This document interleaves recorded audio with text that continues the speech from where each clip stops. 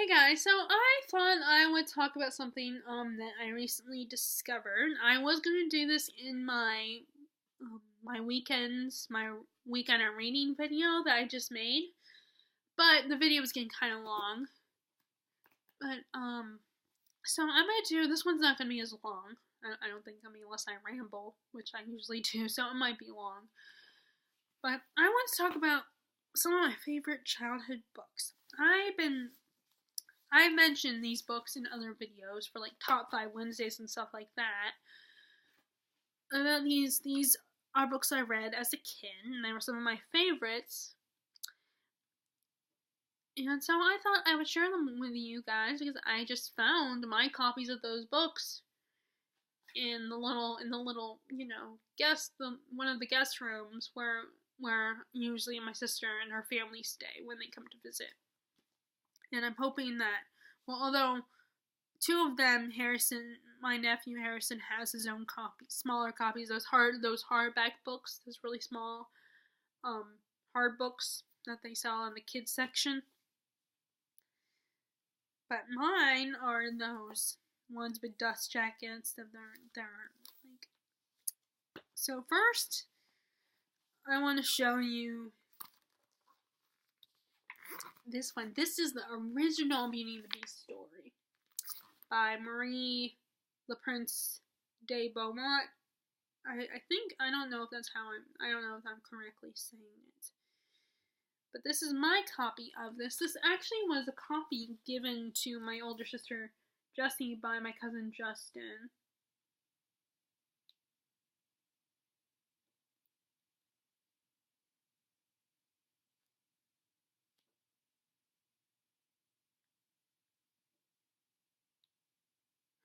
Actually, no, I think it wasn't given to, but I think he probably did something for school where he needed the book, because he wrote a thank you note to my sister.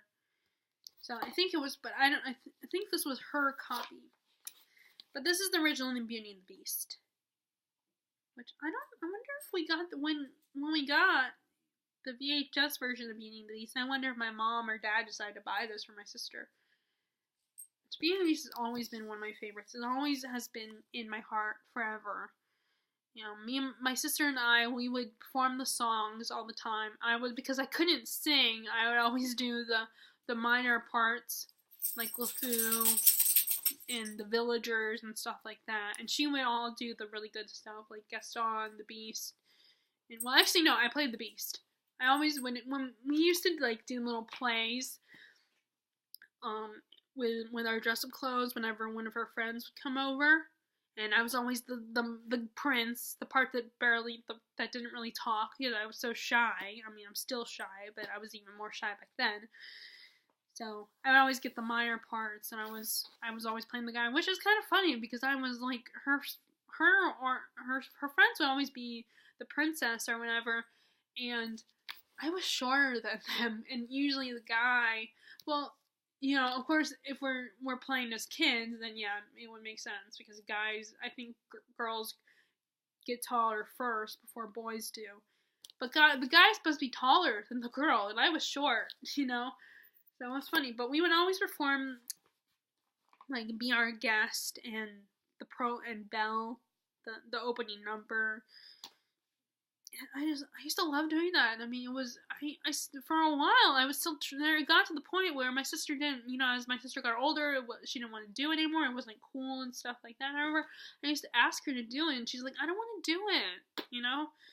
And I remember that just disappointing me so much, because I love doing it. I love when we perform the songs from the movie, and I remember, you know, in last year when the live action movie came out, I had to see it with my sister first. I couldn't see it with anyone else. I had to see it with her. And so as soon as it came out, when we went to go visit her, I was like, okay, we gotta see this together. So her and my mom, we went to the movies. Well, the guys, you know, my dad and her husband, my brother-in-law, stayed home with the boys. Because, you know, like Harrison, the oldest, is 2. So, I mean, there was no way he was going to be interested in it. I think it was before, it came out before, yeah, it was like a couple weeks before his brother was born when it came out, because I think she was still pregnant at the time when we saw it. So, I think, yeah, because the movie came out in July, or not July, or the movie, he was born in July. The movie came out, like, in the spring, I think. I don't remember the exact month. Like, maybe my birth month or something, which was May. I don't remember. But yeah, because I think she was still pregnant at the time when the movie came out. So we saw it together, and I'm the type of person, if it's my number one favorite, you will know if it's my favorite movie in the whole, out of all the movies in the world, if I watch it repeatedly several times when I get the DVD, when I have my copy of it. Because, like, Sound of Music is one of those movies that I watch repeatedly in a row. Like, I will go through periods while I watch that movie. And the same thing with Bicentennial Man. I watched that one several times in a row, and there are a few others. There are a handful of movies. Beauty and the Beast is one of them. And then when the live-action movie came to DVD, I watched that one repeatedly in a row, to the point where it will probably seem really weird. It's like, and then, because of that, I kept... because a lot of my friends on Facebook are fans of it too, and I was posting, like, I was quoting the movie constantly on Facebook, and talking about how much I loved it, and I love this part, and unfortunately, my sister, well, it's not necessarily unfortunate, but, she's one of my friends on that account, on my Facebook account. So, because I was constantly doing that, she made a comment to my mom about it, and she's like, "Geez, you're watching the movie again?" And, okay, on some level, I understand her point. She wants me to get out of the house and not spend my whole time in front of the TV. She wants me to have a life. And it's just, I remember in that moment, it kind of really hurt my feelings when she said that. Because it's like, this was something that we shared together. And, I mean, like I said, I understand her reasons why, but I have always been a very sensitive person, and that just really hurt my feelings. But I have since moved on, and I'm okay with it now. But anyway, so that was a little anecdote about me, a little personal story. But this is one of my, this is the original story. And actually, if you know, I don't know if you guys know the original story, but in the original fairy tale, first of all, Belle had sisters. That's kind of where Sarah J. Maas, if you read A Court of Thorns and Roses, the whole sister thing, like in the original story, Belle had sisters. And her dad was a merchant, and he had lost everything at some point. So Belle and her family were, very poor, and, and her sisters were kind of used to living the high life and being rich and everything, so they're kind of bitter and angry at their father. Especially when all their suitors kind of reject them, but it does not help that they're bitches. So, and Beauty, she's called Beauty in the original fairy tale, is all nice and still really nice and sweet, and doesn't act all vain and act like she's still high society when they're not. And so then, like, when they,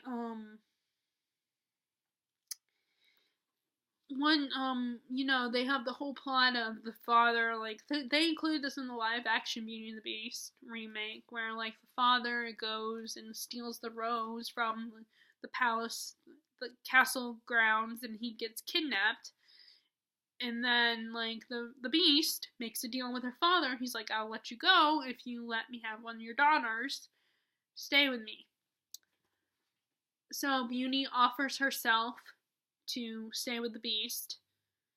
And she stays with him for a good period. Then she realizes that she needs to go home at some point, and she goes home, and her jealous sisters decide to manipulate her into staying, even though she promised the Beast that she would come back. And then when she does, when she finally does come back, I think she finds out that the Beast is dying. So when she finally comes back to him, and he dies. But then I think of something like her tears or something brought him back, and then he turns into a handsome prince. So but I remember in the Disney version they decided to not include the sisters because they didn't want it to be like the other ones. Like Cinderella, she had stepsisters, so they didn't want to. They wanted it to be its own thing, so they didn't include that. And then I remember in the actual story, all she does is have dinner with the Beast every night, and he proposes marriage to her, and she constantly rejects him. So they came up with this whole. They wanted to, expand the story, of course, in the Disney version. So it would be kind of boring if all it was, Belle and the Beast having dinner every night and him proposing to her and her saying no. That would make a boring story. But they do, in the Disney movie, they kind of do an homage to that there's a couple scenes where they have dinner together, of course, because she's living there, so it's not like she's not going to have dinner with them. So they actually have those, like the scene when he invites her to dinner, and she's like, no, you take me as your prisoner, and you expect me to have dinner with you? Now, this version, I can see why people would say it's a Stockholm Syndrome, but the Disney movie, the Beast does not manipulate Belle, and that's how Stockholm Syndrome works. You keep them prisoner in a tight, and then you manipulate them and make them think you are falling for them and that you care for them. But no, the Beast did not do that. He didn't do anything to make her think. He didn't manipulate her one bit. There is no manipulation involved in the Disney movie.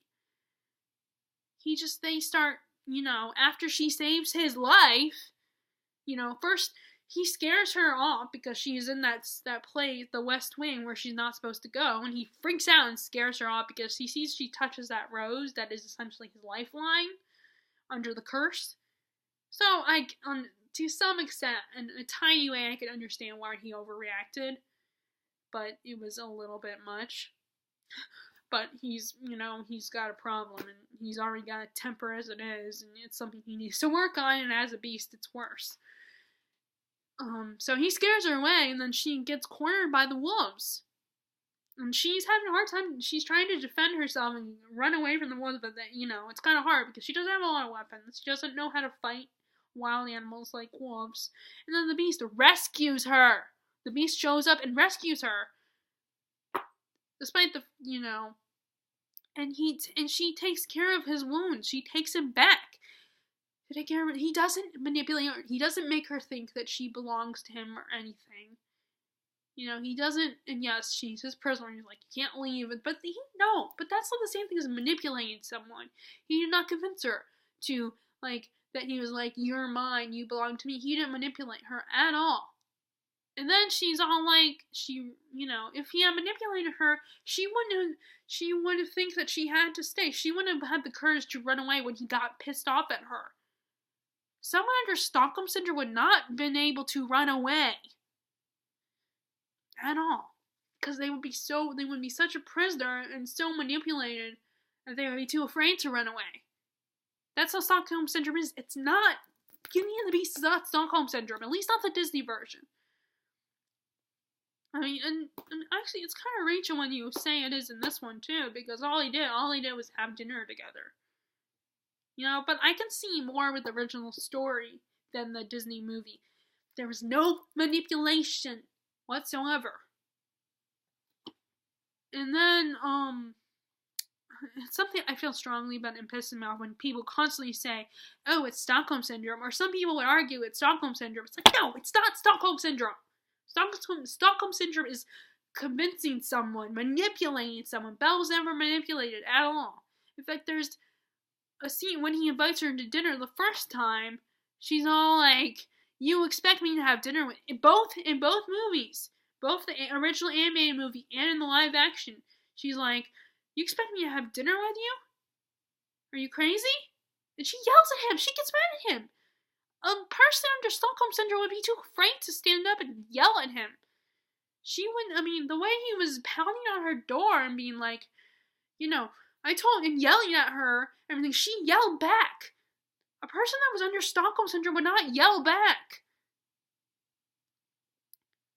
Of course, it doesn't matter how much I rant about it, because I don't know if someone that feels that way, that causes Stockholm Syndrome, would respond or would see this video.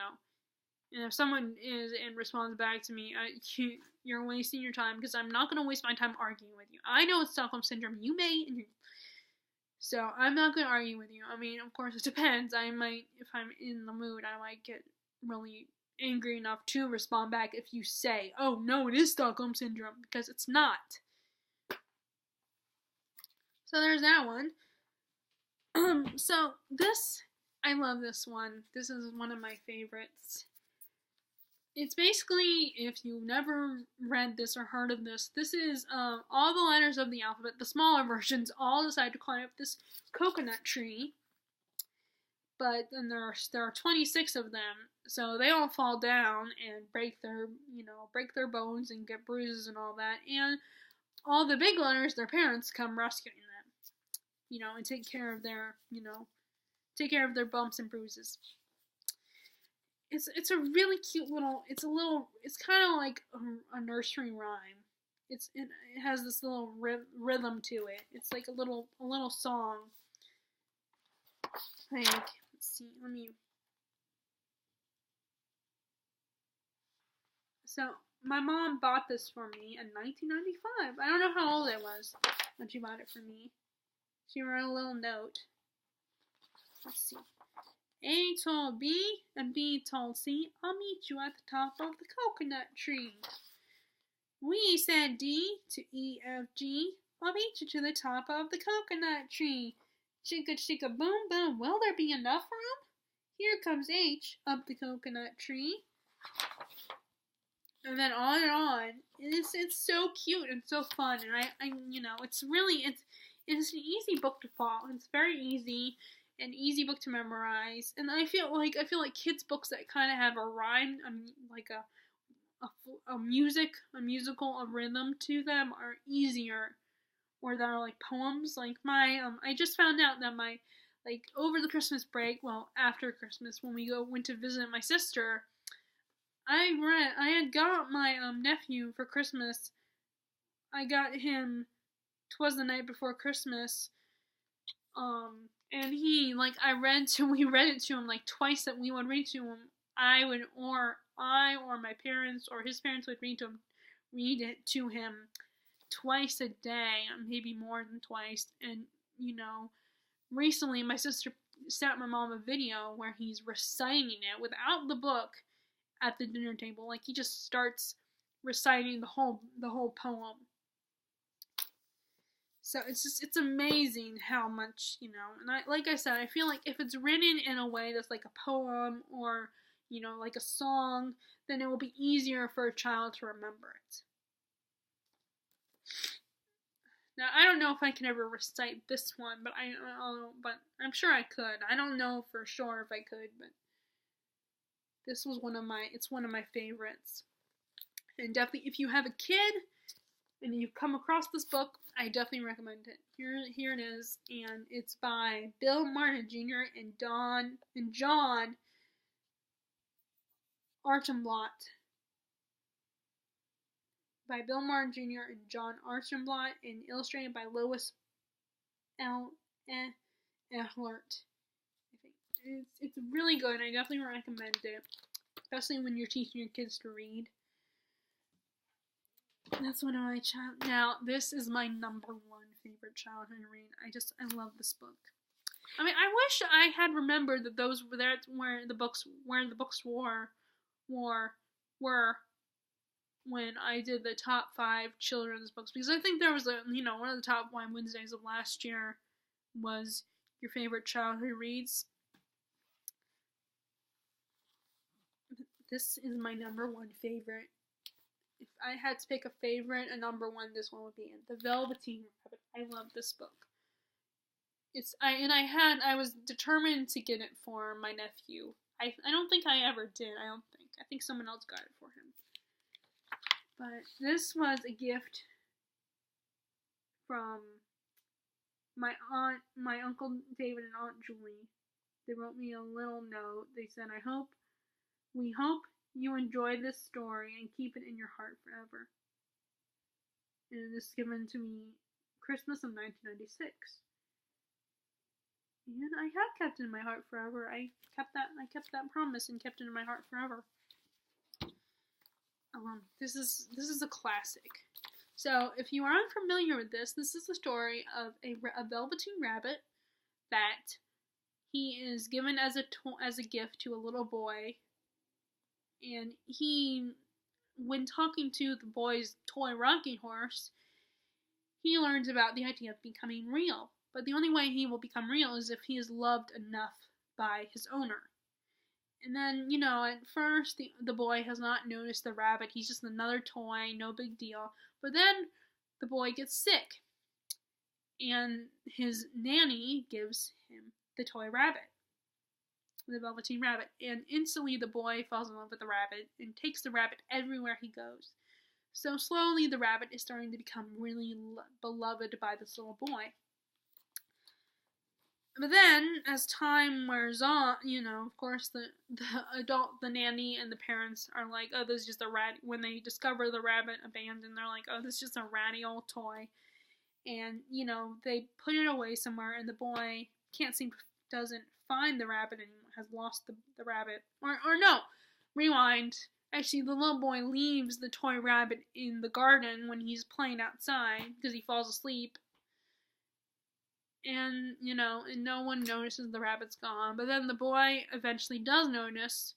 But of course, his nanny and parents are like, oh, we'll get him in the morning. And then, magically, the rabbit, because he's beloved so much by this little boy, the rabbit becomes real.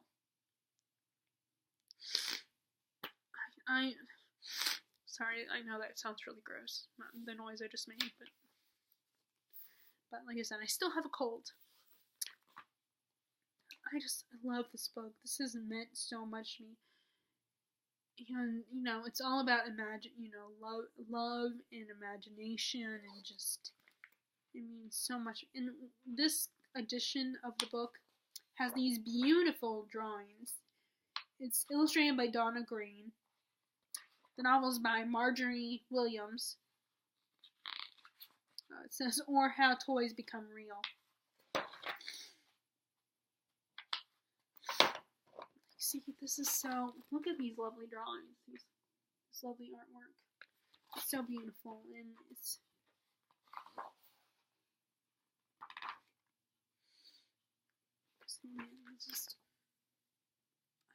I love this. And this story has meant so much to me growing up. Here's the rabbit talking to the rocking horse. It's one of my favorites, and and here's a picture of the boy bonding with the rabbit. And I just think every parent needs to read this to their child. It's so magical, and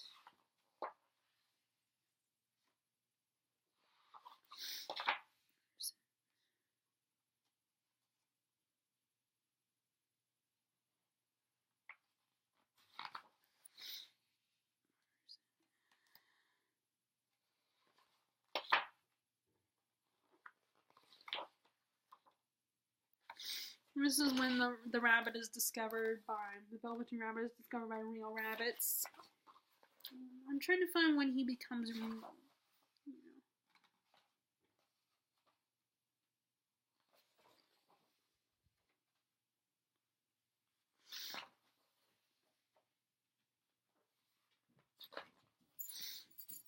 Oh, this is when he becomes real, like the magical fairy shows up and, turns him into a real rabbit, like Pinocchio.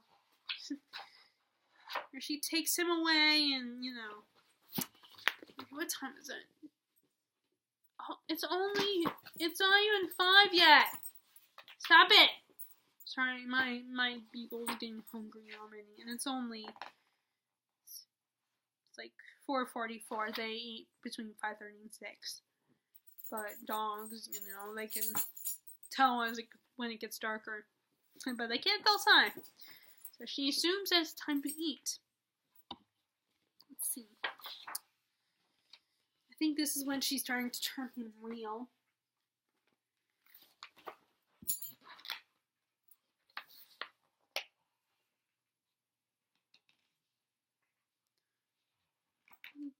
And he's a real rabbit. This has always held a special place in my heart. I definitely, like I said, I would recommend it to parents. It's such a beautiful story.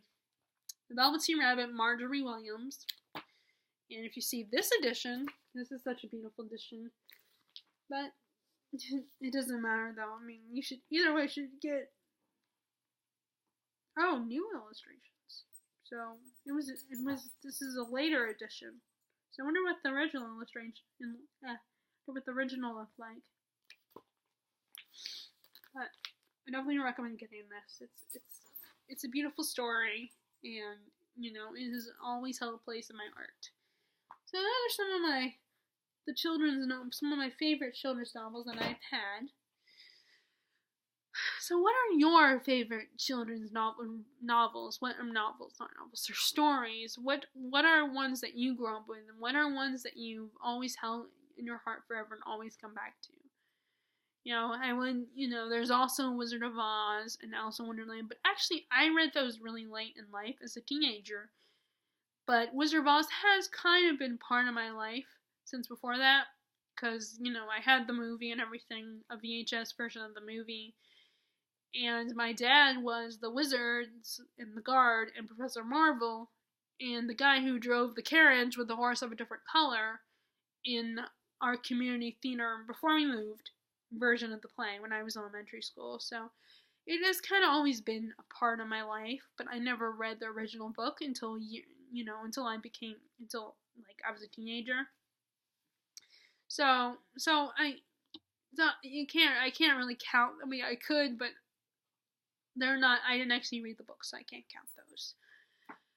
So, like I said, what are some of the books you read as a child? Were Alice in Wonderland and, Wizard of Oz and Peter Pan some of the books you read? Were there other children's books you read? Like, did you read Pippi Longstockings or Anne of Green Gables? What are some other ones? There are a lot of children's classics. Winnie the Pooh. I didn't read that one, but I had movie versions of them, and I think I had a cassette tape of Winnie the Pooh stories. I think. I'm trying to think about Dr. Seuss. The little golden books. I had those, and I had these other versions, like book versions of the Disney movies, not the golden books. I mean, I had the golden books too, like I said, but I had other versions too that are kind of like made the same way as like the Dr. Seuss books are. So I will if you like this video, please subscribe and please please like the video and then subscribe to the video if you are interested in my account and watching me talk about books and ramble about them and about other stuff. And I will talk to you guys later. Bye.